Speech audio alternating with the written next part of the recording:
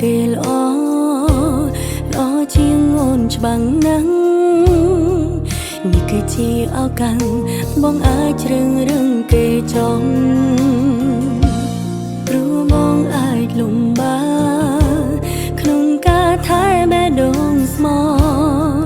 សម្រាប់អូនតែម្នាក់បងត្រូវចែកចាយឲ្យអ្នកផ្សេងនៅមិនឃើញមនុស្សក្បែរខ្លួនបងចូលចិត្តលួចលាចូលចិត្តលេងសើចតែគេចង់បានបងមែនតែបើគេល្អបងយកគេទៅធំរៀងឈុំនៅតែផ្លូវធ្វើតាមចិត្តបើធ្វើតាមដងរើការបងចង់បានឲ្យបងទៅមិនឈឺ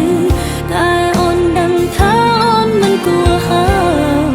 ស្ទើរក្រុមយ៉ាងព្រោះអូនល្អមិនដល់គេអូនដើរចេញខ្លួន